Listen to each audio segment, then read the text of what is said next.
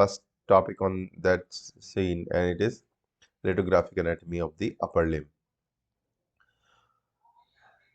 So we'll start obviously with the X-rays of the shoulder. There are many views, as you know. There can be frontal projection, which is usually AP view, okay, anteroposterior projection, and then we have lateral and axial views also to completely cover the the views and different structures seen in the X-rays. So if you just forget that part, the part which is we can see some cervical spine also, part of the chest, but we are concerned with the upper limb, which would start with the clavicle. Yeah, so this is the medial end of clavicle, which articulates with the sternum. Okay, so which process of sternum would that be?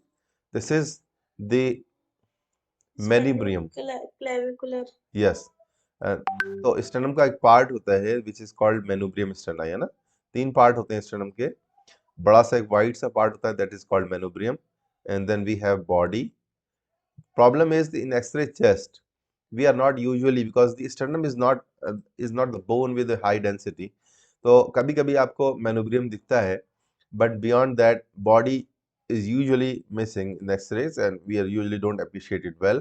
And then the third part, lower down, Xiiphi sternum is also not visualized. तो अभी हम ये assume कर रहे हैं कि ये वाला पार्ट है, you can see the medial end, यहाँ तक medial end तो हमको दिख रहा होता है, ठीक है।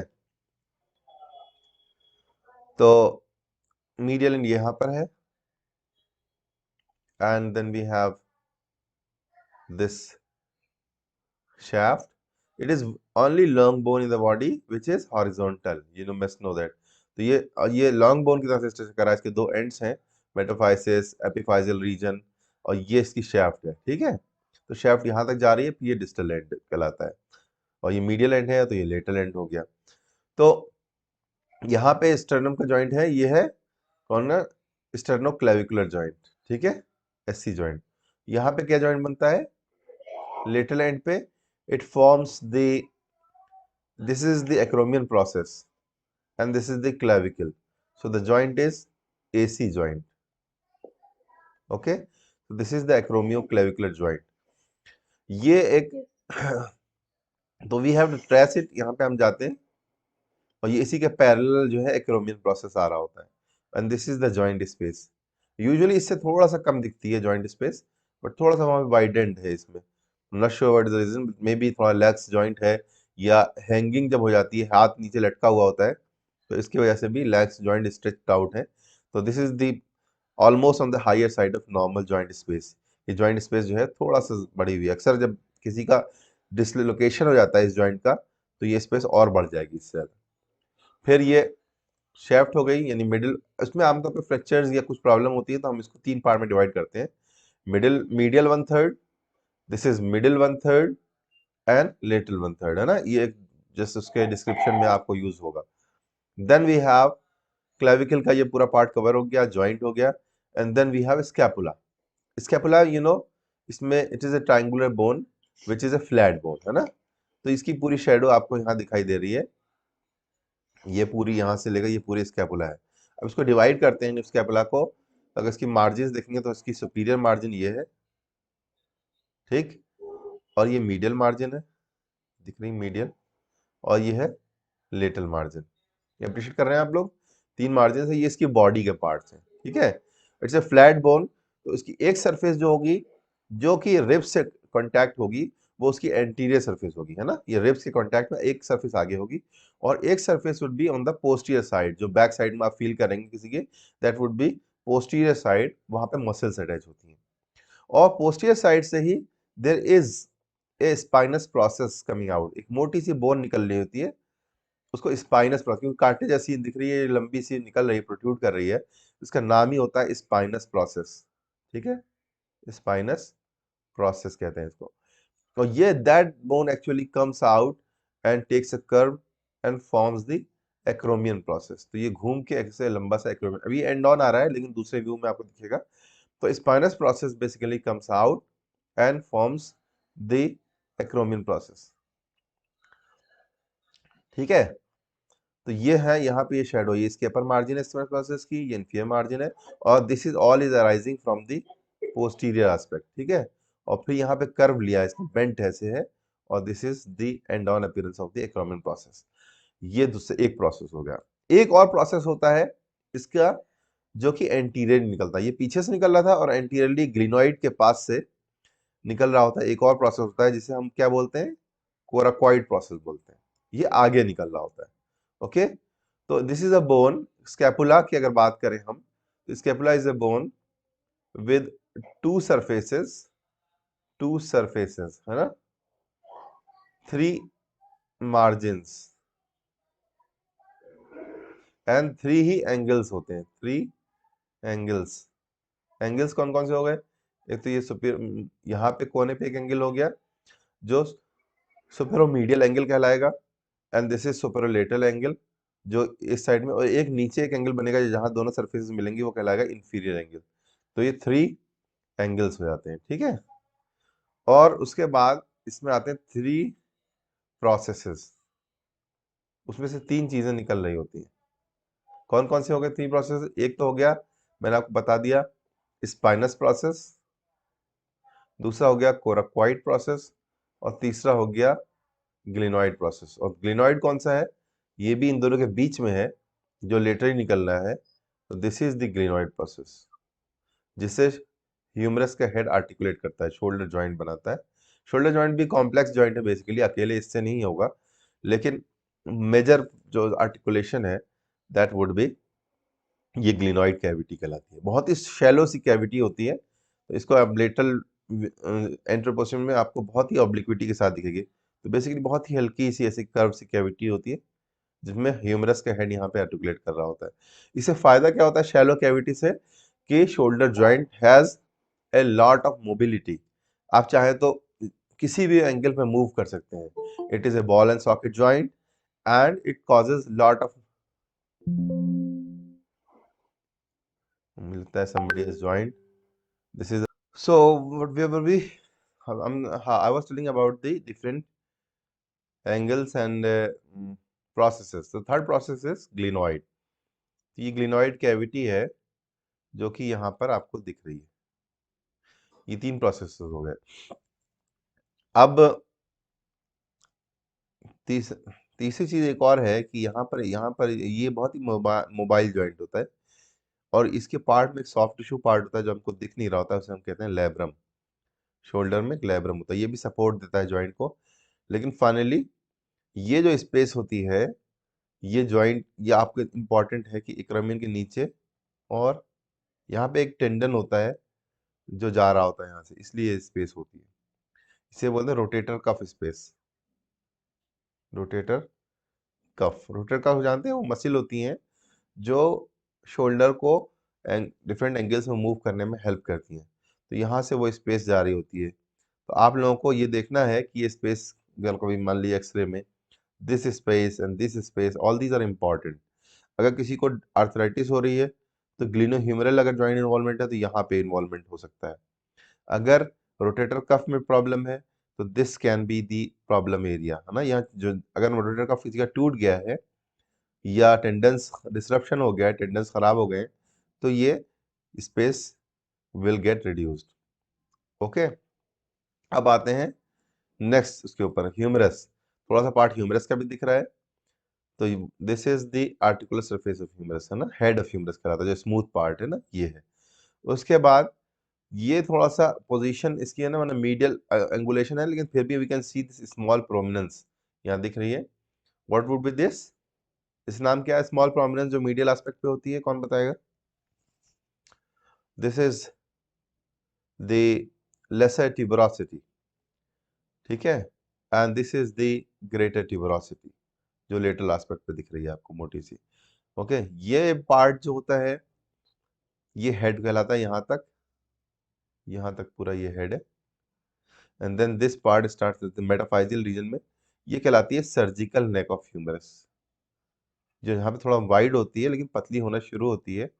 This is called surgical neck, तो यहाँ से ये वाला पार्ट है, यहाँ अक्सर फ्रैक्चर भी हो जाता है, surgical neck of humerus, and then this is the start of the shaft of humerus. ठीक, तो ये तो बोनी एनाटॉमी हो गई। Then we have some soft tissue structures also, क्योंकि हम अपर लिम्ब से रिलेटेड है तो कुछ आपको दिखा देते हैं। जैसे आपको यहाँ पे दिख रही है, this is the skin and probably subcutaneous plane region, है ना। Then we have muscles, thick muscle band which is going, ये मसल के सॉफ्ट टिश्यू शैडो दिख रहा है पूरा। ये कौन सी मसल होगी? ऊपर शोल्डर के ऊपर trapezius, that would be trapezius muscle. उसके बाद यहाँ पे मैंने आपको बताया था, ये थोड़ा सा शेडो दिख रहा है, ये व्हाइट सॉफ्ट टिश्यू दिख रहा है आप लोगों को, व्हाइट सा यहाँ तक जा रहा है। इधर जो है ये डार्क सी चीज जो दिख रही होती है ना, वो फैट होती है। फॉर एग्जाम्पल ये फैट प्लेन है, ये फैट है, तो फैट तो डार्क दिखेगी, अदरवाइज सॉफ्ट टिश्यूज और मसल्स जो हैं these would be slightly brighter. तो यहाँ पे मसल या टेंडन दिख रहा है आपको जाता हुआ, this is rotator cuff tendon. मैंने बताया था ये रोटेशन रोटेटर कफ की होती है। Then this on the convexity of the shoulder, this muscle going all the way to here, यहाँ पे आके इंसर्ट करती है, ये काफी प्रोमिनेंट मसल होती है। इसे क्या नाम होता है? ये होती है डेल्टॉइड मसल। गुड, तो ये डेल्टॉइड मसल होती है जो कि शोल्डर का जो बल्ज होता है वो बनाती है, ठीक है। फिर मीडियल एस्पेक्ट पे और भी वो होती है, सेरेटस इंटीरियर वगैरह होती है, कुछ और मसल होती हैं जो एबडक्शन का काम करती हैं, लेकिन यूजुअली बाइसेप इस व्यू में अब नहीं दिख रही होती है अच्छी सी, बाइसेप्स या ट्राइसेप्स वो आर्म के लेटरल व्यू में बेटर दिखेंगे। So mostly this is the anatomy which we are focusing on. Okay, is that clear? Shoulder का ये व्यू क्लियर है? ये मार्किंग मैं आपको भेज भी दूंगा, this is the images which will be helpful for you to decide कौन कौन सी बोन है, कोई कंफ्यूजन होगा, ठीक है, but I have covered it already. ये कौन सा व्यू है? एनीबॉडी? लेटरल है ये, इज इट?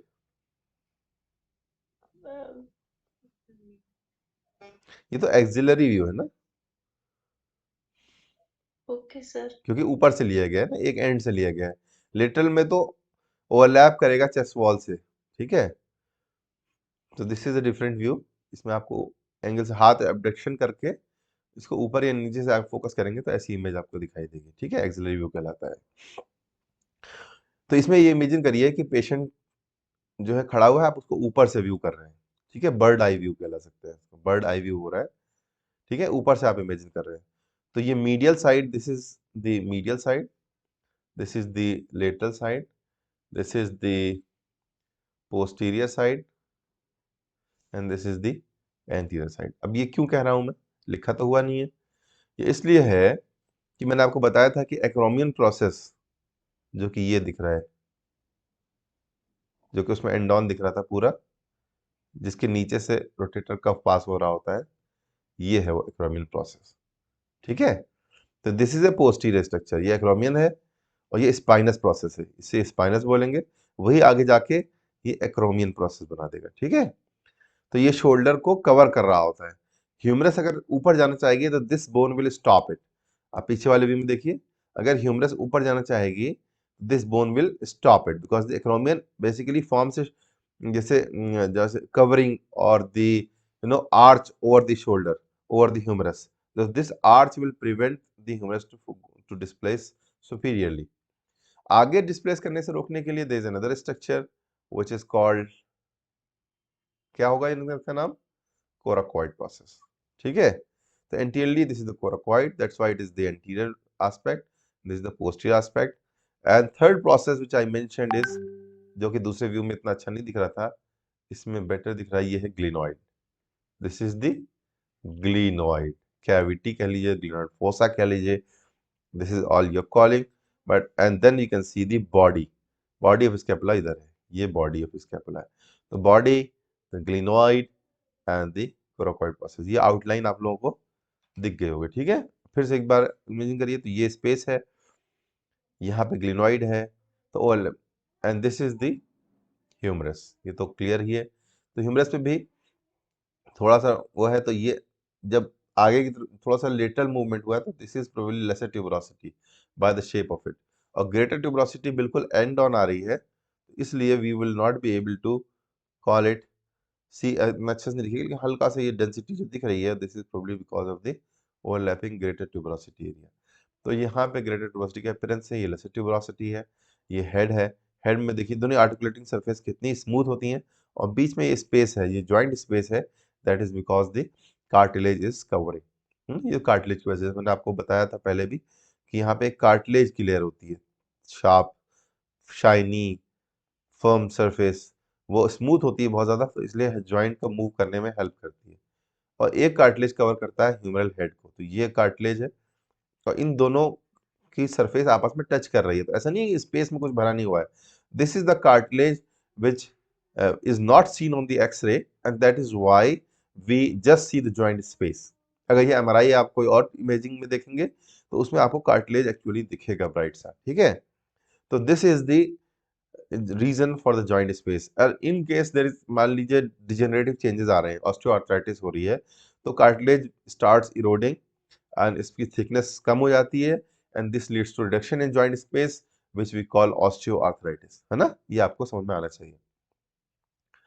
ओके, तो ये फिर वही है, आपको मार्जिन मैंने बताई थी, स्कैपुला, क्रॉमिन प्रोसेस, ठीक है, हेड ऑफ ह्यूमरस। इसमें लेसर ट्यूबरोसिटी देखते हैं कौन से, 8 नंबर, ये देखिए लेसर ट्यूबरोसिटी है, ठीक है। ग्रेटर ट्यूबरोसिटी इतनी अच्छी से दिख नहीं रही है इसमें, स्पाइन इधर है, ये क्रॉमिन प्रोसेस है। So almost everything I have told you. थोड़ा बच्चे में एनाटॉमी इज स्लाइटली डिफरेंट, तो you will see, I will not go into the detail of this thing, but you will see कि जो है अलग अलग जो प्रोसेसेस है ना, जैसे हेड है अलग का, उसके सेंटर है, ग्रेटर ट्यूबरोसिटी का सेंटर ऑसिफिकेशन सेंटर्स कहलाते हैं। जब बोन बन रही होती है तो start from small focus of calcification, और small focus where the calcium start depositing, this is called ossification centre. तो ये ऑसिफिकेशन सेंटर्स हैं जो हल्के हल्के ग्रो करके आपस में फ्यूज हो जाते हैं। इसीलिए कहा जाता है कि बच्चे में बोन छोटी होती हैं, फिर वो हल्के हल्के बढ़ती हैं, नंबर्स भी ज्यादा होते हैं। आपने सुना होगा छोटे बच्चे में कितनी बोन्स होती हैं, 300 के आसपास होती हैं, 300। और बड़ों में जो होती है वो 206 होती है। तो कैसे होता है कि जैसे ये 3 बोन्स हैं, एक ये है, एक ये है, और एक ये है। जब आपने देखा वो बड़े हो गए तो ये दोनों फ्यूज हो गई, आगे चल के ये तीनों फ्यूज हो जाएंगी। और जहां पे फ्यूजन नहीं हुआ, यहाँ पे ये पार्ट कहलाता है फाइसिस, और ग्रोथ प्लेट कहलाती है ना। एंड्स पे ये ग्रोथ प्लेट का क्या काम होता है, यहाँ पे बहुत एक्टिवली डिवाइडिंग सेल्स होते हैं, जो कि जब हमारी हाइट बढ़ रही होती है तो यहाँ से ही बढ़ती है बोन की लेंथ, ठीक है। ये सेल्स जो है ना, यहाँ पे बीच में लेयर में सेल्स जो है मल्टीप्लाई कर रहे हैं, फिर बाद में उनमें कैल्सिफिकेशन ऑसिफिकेशन होने लगता है, तो वो बोन बन जाती है। तो ये यहाँ पे जो सेल्स होते हैं उनका नाम होता है कुछ खास, क्या कहलाता है ये, ऑस्टियोब्लास्ट ब्लास्ट कहलाते हैं, ऑस्टियोब्लास्ट्स, है ना। ये वो सेल्स होते हैं जो यहाँ पर रहते हैं और सेल्स को मल्टीप्लाई करते हैं और बोन फॉर्म करते हैं हल्के हल्के करके। तो आप ये देखिए यहाँ पे ये थिकनेस ज्यादा है, फिर हल्के कम हो रही है इसकी।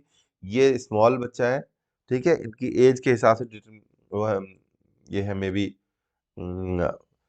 5-6 years, देन गोज फर्दर, है ना, थोड़ा सा इंक्रीज होते हैं। उसकी एक पूरा लिस्ट है, तो आप वो क्या कर सकते हैं, लेकिन अगर अल्टीमेटली जो है वो क्या होता है, फ्यूजन हो जाता है।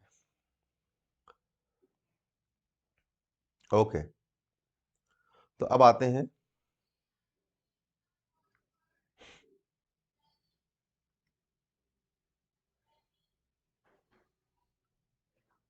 इसके ऊपर। ये ओब्लिक व्यू है शोल्डर के रिस्पेक्ट में, वैसे this is for the arm.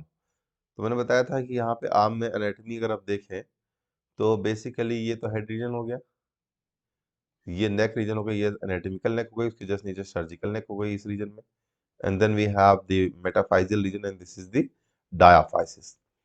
यहाँ पे थोड़ा प्रोमिनेंस होती है, ठीक है, एक ट्यूबरकल होता है जहाँ डेल्टॉइड इंसर्ट होती है इस जगह पे, यहाँ थोड़ा प्रोमिनेंस होती है, ठीक है। तो वो भी इसे ट्यूबरकल बोलते हैं शायद, डेल्टॉइड ट्यूबरकल, ये हो गया। उसके बाद पूरा शेफ्ट है आपका, एक छोटा सा ग्रूव भी यहाँ पे रन कर रहा होता है, जहां से वेसल्स और वो करती है, स्पाइरल ग्रूव बोलते हैं इसको ना।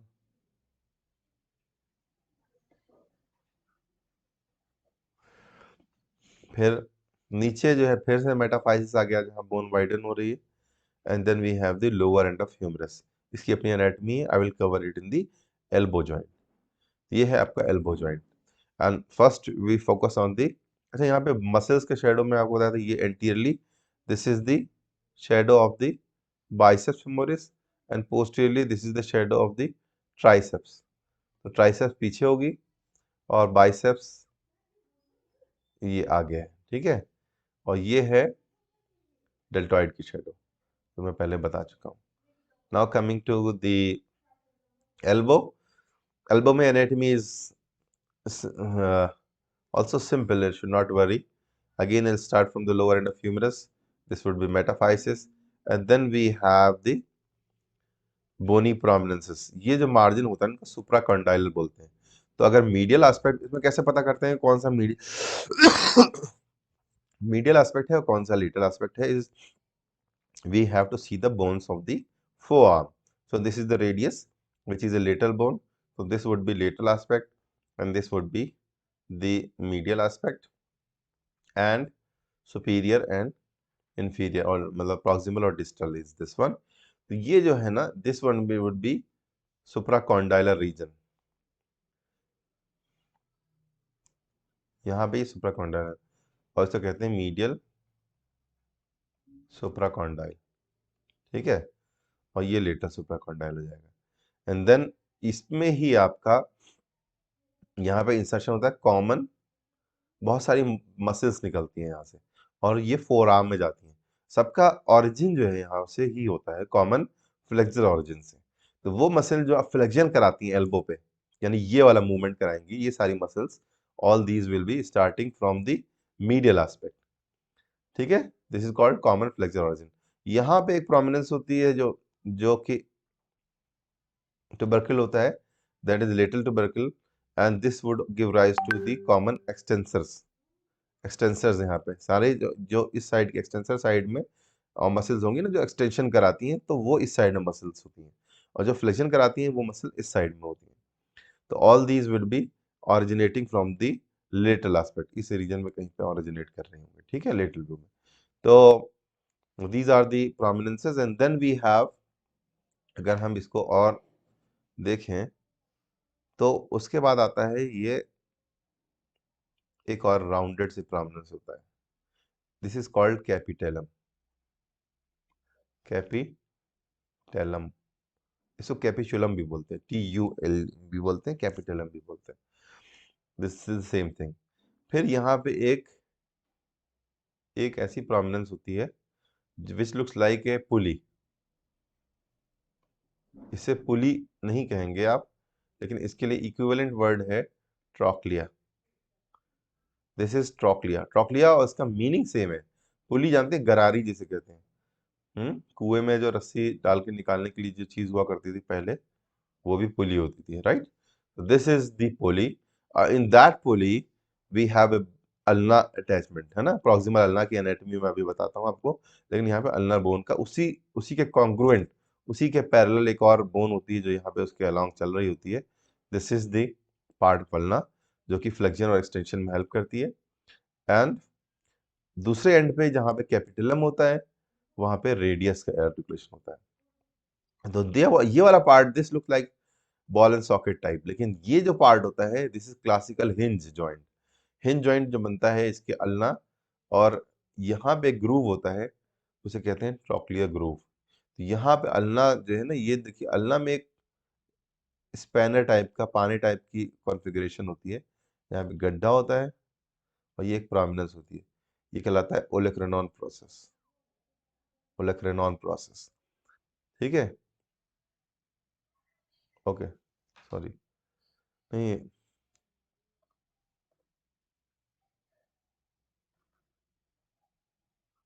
एक ये प्रोसेस है,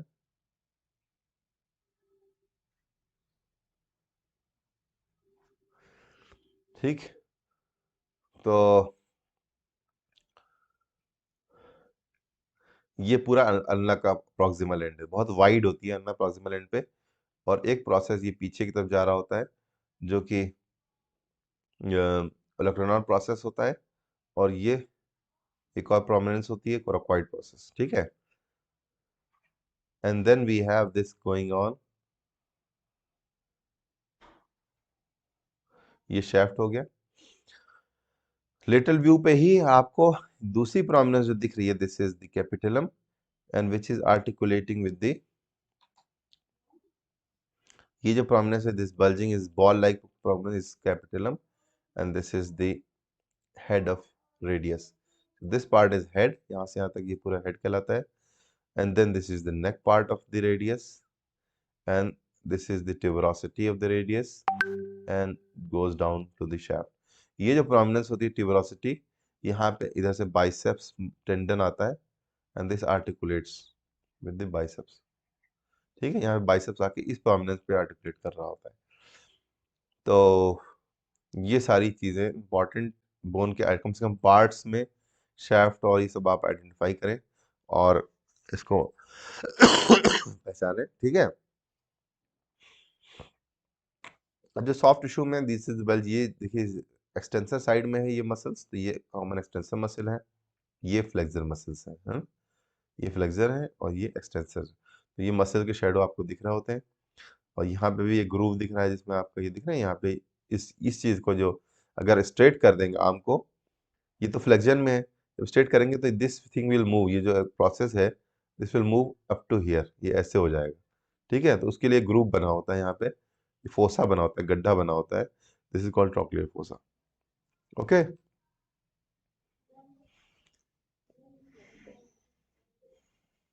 Yes, sir. ओके।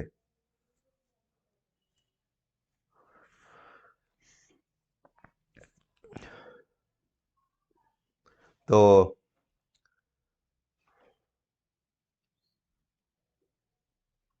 ये तो मैंने आपको देखा, आप चेक कर लीजिएगा, ये मैं भेज दूंगा आपको प्रेजेंटेशन, ये सेम Yes, sir. एनाटॉमी और वो है, कोई कंफ्यूजन नहीं होना चाहिए, ठीक है। मुझे बोलने में शायद कंफ्यूजन हुआ किसी एक लेवल पे, because this is the olecranon process and this is the coronoid process, मैंने इसको कोराकॉइड बोल दिया था आई थिंक, एनीवे। तो ये मिलते जुलते टर्म्स हैं, sometime it slip of tongue is there, don't worry. तो इसमें भी वही सेम है, मल्टीपल सेंटर्स होते हैं छोटे बच्चे के हिसाब से। आप देखें तो यहाँ कोई बोन दिख नहीं रही है, स्मूथ है। फिर सबसे पहले एक पार्ट स्टार्ट होता है, ये कैपिटलम का पार्ट है, जो ह्यूमरस में जो कैपिटलम बनेगी ना वो इससे बनेगी। फिर इसी तरह से अलग अलग बोनी सेंटर्स डेवलप होते जाते हैं, फिर आखिर में आते हैं ये जो जहाँ से एक्सटेंसर ऑरिजिन्स होते हैं ना, वो एक्सटर्नल कॉन्डाइल और इंटरनल कॉन्डाइल्स वो सब स्टार्ट हो रहे हैं। So again you may skip this if you are not happy, ये तो है थोड़ा सा बड़े लेवल के लिए। लेकिन आप देखें एज वाइज देखिए कितना तेजी से वो हो रहा है, 11 साल पे अभी फ्यूजन नहीं हुआ है और ये ओरेकनॉन प्रोसेस का भी ऑसिफिकेशन सेंटर अलग से दिख रहा है, ये कैपिटलम का बड़ा सा सेंटर दिख रहा है। एंड देन यू गो, ये ओरेकनॉन प्रोसेस का और मैच्योर हो गया, ये कॉमन एक्सटेंसर नहीं कॉमन फ्लेक्सर ऑरिजिन का आ गया ऑसिफिकेशन सेंटर। फाइनली एक स्टेज के बाद ये फ्यूज हो गया। ओके, नाउ फोर आर्म की बोन्स हैं। तो फोर आर्म की बोन्स में बहुत ही ज्यादा कुछ जिस तरह से है, मैं बता रहा था कि दिस इज बेसिकली, मैं रिवाइज कर देता हूँ, यहाँ पे हेड है, ये रेडियस का, ये नेक रीजन है, फिर ये प्रोमिनेंस है। This prominence is basically called radial tuberosity, radial tuberosity, यहीं पे बाइसेप्स टेंडन का इंसर्शन होता है। And then we have shaft, ये जो बीच का पार्ट होता है, यहाँ पे सॉफ्ट टिश्यू की एक मेम्ब्रेन होती है दोनों के बीच में, जो डिवाइड करती है दो एस्पेक्ट को। जैसे यहाँ पे मेम्ब्रेन होगी पतली सी, तो इधर फ्लेक्सर साइड रहेगी, इधर एक्सटेंसर साइड रहेगी, है ना। फ्लेक्सर साइड में ज्यादा पावर की जरूरत होती है, तो you can see the muscle bulk in this side is more than on this side. तो एक्सटेंसर साइड से ज्यादा फ्लेक्सर साइड मोटी होती है और यहाँ पे इंटरऑशियस मेम्ब्रेन होती है। तो ये जो वाइड हो रही है ना, यहाँ पे अटैचमेंट होता है मेम्ब्रेन का दोनों एंड्स पे, और यहाँ पतली सी एक मेम्ब्रेन रन कर रही होती है, इसे कहते हैं इंटरऑशियस। इंटर का मतलब बीच में, ऑशियस मींस बोन, इंटरऑशियस मेम्ब्रेन छोटी सी मेम्ब्रेन होती है जहाँ पे डिवीजन करती है दोनों का। और फिर चलते हैं हम इसके ऊपर, डिस्टल एंड के ऊपर। तो देयर इज स्लाइट वाइडनिंग। अब आप एक चीज गौर करिए कि रेडियस का प्रॉक्सिमल एंड थोड़ा सा नैरो है और ये साइड अल्ना की वाइड है, और इधर जाते हैं तो ulna is becomes narrow and this side becomes wide, है ना। तो दोनों एक दूसरे के कॉन्ग्रुएंट होती हैं, एक साइड पतली होगी तो वो दूसरे एंड पे जाके मोटी हो जाएगी, and they both give strength to the forearm. ठीक है, तो डिस्टल एंड पे ज्यादा prominent bone will be radius, यहाँ पे मेन पार्ट रोल प्ले करेगी radius, and at the level of elbow ulna will present the main role, है ना। ये थोड़ा सा स्ट्रांग हो जाती है बोन, दोनों पे दोनों का डायमीटर बराबर होता है। तो अब आते हैं इसके ऊपर, जो स्ट्रांग बोन है पहले से शुरू करते हैं डिस्टल एस्पेक्ट पे। This is the distal end of radia, the radius metaphysis, and this is the distal radio ulnar joint, DRUJ, DRUJ, है ना। दोनों आर्टिकुलेट कर रही हैं। ये प्रॉक्सिमल रेडियो अल्नर जॉइंट है और ये है distal radio ulnar joint.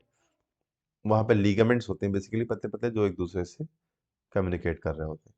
And then we have the articular surface of radius, this is called radial styloid process, styloid process, okay. And this is the ulnar styloid process.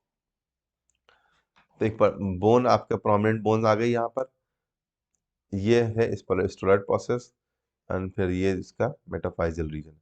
एक हल्की सी white line आ रही है, this is the scar of the physis. ये जो मैं आपको growth plate बता रहा था ना, ग्रोथ प्लेट एक लेवल के बाद फ्यूज हो जाती है, तो वहां एक पतली सी स्कार लाइक लाइन आती है व्हाइट सी।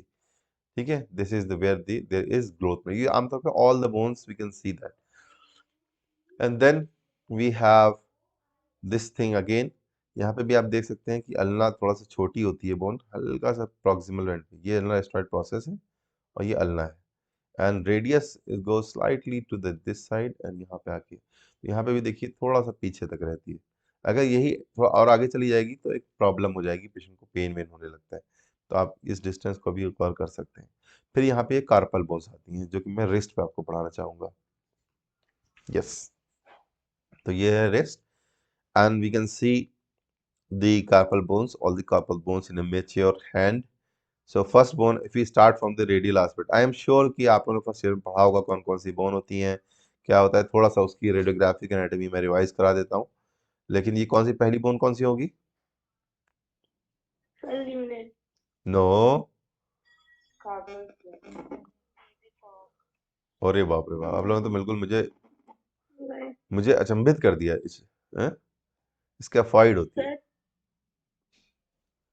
स्कैफॉइड बोन है ये, देखिए ये है स्कैफॉइड बड़ी वाली, रेडियल एस्पेक्ट पे पहली bone, this is the scaphoid bone. ये तो बहुत प्रोमिनेंट, काफी इसके व्यूज भी करते हैं आप लोग, स्कैफॉइड व्यूज होते हैं, oblique view. I am not sure कि आप लोग कैसे इस टाइम मिस कर रहे हैं, बट एनीवे ये है स्कैफॉइड, प्रॉक्सिमल एंड है, ये वेस्ट कहलाती है इसकी, और ये डिस्टल एंड कहलाता है ना, ऐसी लंबी से ऑब्लिक डायरेक्शन में रहती है। ये पतली वेस्ट जो होती है, sometime we commonly get fracture, है ये ऑब्लिक डायरेक्शन में होता है, इसलिए अक्सर आपका फ्रंटल व्यू में नहीं दिखता है यहाँ से फ्रैक्चर। तो इसके लिए हम डिफरेंट व्यूज करते हैं, एक ये भी थोड़ा ऑब्लिक्विटी है, तो इसमें आपको अच्छी दिख रही है स्कैफॉइड बोन, देखिए ऑब्लिक होती है, ऐसे होती है इसका शेप, और यहाँ से ये टूट जाती है अक्सर। ठीक है, ये हो गई पहली बोन स्कैफॉइड। इसके बाद मैंने आपसे कहा था रिवाइज करके आना है, रिवाइज भी नहीं किया आप लोगों ने। ये जो आप बता रहे हैं ल्यूनेट, वो ये बोन है, ठीक है। ल्यूनेट थोड़ा सा ऐसी होती है, जैसे जस्ट लाइक नो, कश्ती जैसी, नाव है। तो वो इसका ये है। थर्ड बोन जो है कौन सी होगी, क्या नाम है इसका? ट्रिक्वेट्रल, ट्राइक्वेट्रल, ठीक है। This is the triquetral bone, and यहाँ पे एक ऊपर ओवरलैप कर रही है जो कि सिसमॉइड बोन होती है, क्या नाम होता है इसका? What is the name of this bone, rounded sesamoid bone, बताइए भाई। पेजिफॉर्म, गुड, हाँ ये पेसिफॉर्म बोन है। तो इसका फॉइड, लियोनेट, ट्रैक्वेट्रल, पेसिफॉर्म, इसका निमोनिक आप लोगों ने नहीं पढ़ा क्या?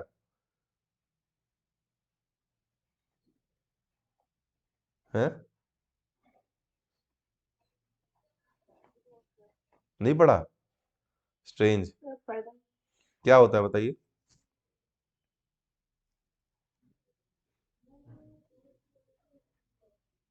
पढ़ा है तो बताइए कौन क्या निमोनिक होता है, बस वो निमोनिक पढ़िए, बताइए एक बार, समझ में आ जाएगा।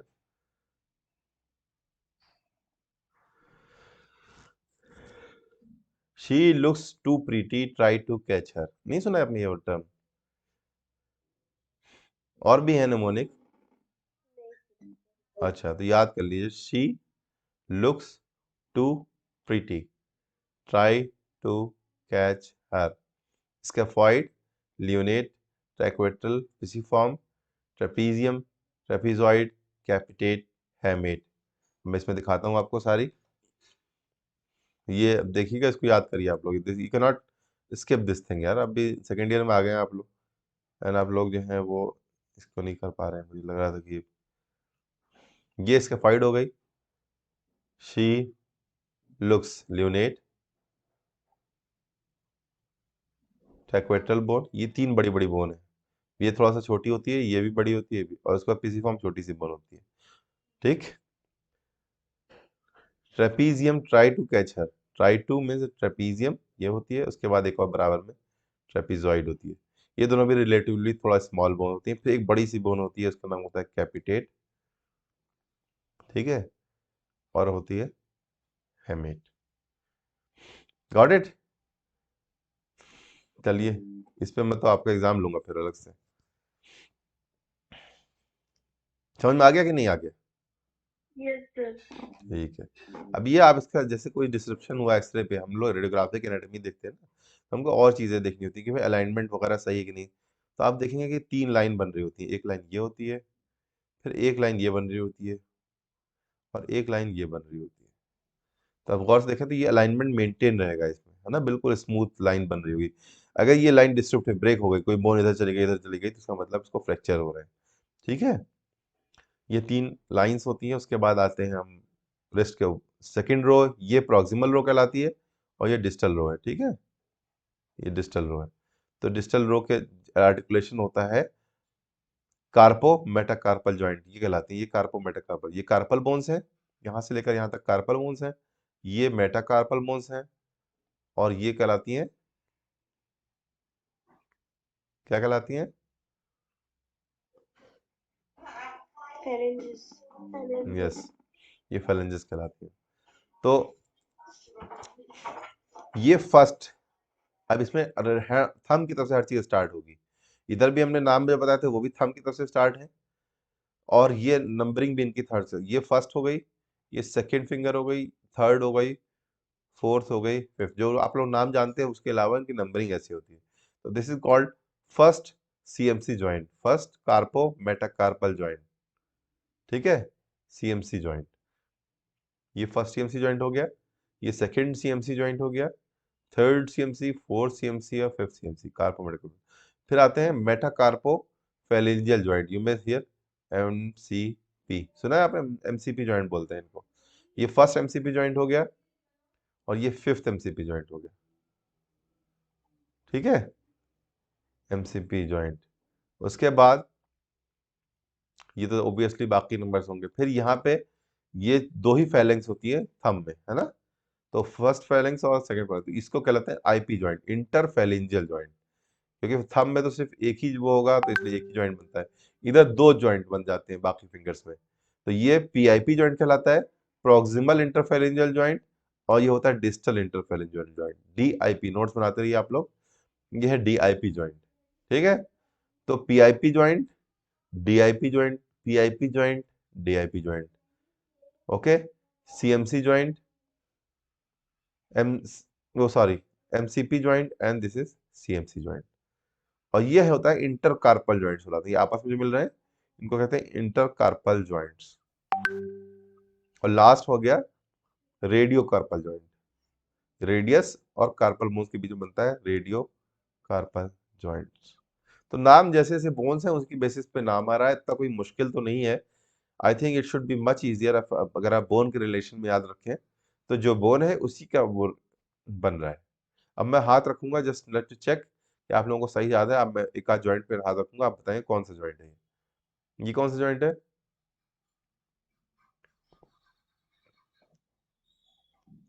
Your call, anybody? metacarpophalangeal good, this is the metacarpophalangeal joint. ठीक है, और ये कौन सा है?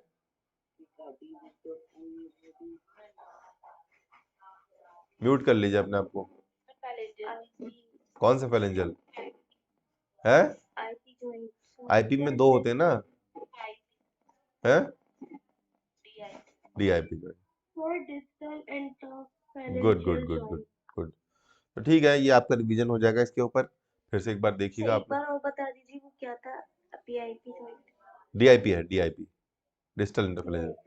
PIP full form proximal, cross। ये प्रॉक्सिमल आप जानते हैं डिस्टेंस की, जो बॉडी के सेंटर के पास कोई चीज होती है तो वो प्रॉक्सिमल कहलाती है। ये है डिस्टल। ठीक है, Yes sir। Okay, so with this we will finish. Okay। मैं सेंड कर देता हूँ आपको, वीडियो भेज दूंगा लिंक, और ये भी जो हमने Yes रिकॉर्ड sir। करी है। But any questions, you are free to ask any question in next 1 minute और 2 मिनट्स। सर जो पीसी फॉर्म बोन थी सर वो ओवरलैप कर रही थी क्या हाँ, एक ओवरलैप से? करती है बेसिकली। वो पिसिफॉर्म बोन जो है इन बोन से ज्वाइन नहीं करती, वो सीसमॉइड बोन होती है ना, तो वो बेसिकली टेंडन में होती है। ठीक है, कौन से टेंडन में होती है? एक मसल जा रही होती है, उसका नाम होता है फ्लेक्सर कार्पाई अल्नरिस। ठीक है, जैसे पटेला जो होता है वो किस किस मसल के उसमें होता है? क्वाड्रिसेप्स मसल के टेंडन के अंदर होता है ना। तो इसी तरह से यहाँ पे फ्लेक्सर कार्पाई अल्नरिस के टेंडन के अंदर फ्लेक्सर एस्पेक्ट पे एक मसल होती है, उसका नाम होता है फ्लेक्सर कार्पाई अल्नरिस, उसके अंदर होती है। तो इन बाकी बोन से आर्टिकुलेट नहीं कर रही होती है वो, लेकिन चूंकि वैसे ही होती है और उन्हीं जैसे साइज की होती है, तो वो भी एक एट्थ बोन का नाम हो गया। असल में एक्चुअली वो बोन जो है वो इस ग्रुप में आनी ही नहीं चाहिए, लेकिन इसलिए ओवरलैप करती दिख रही है आपको, है ना। वो डिफरेंट टाइप की बोन है। Okay, good question.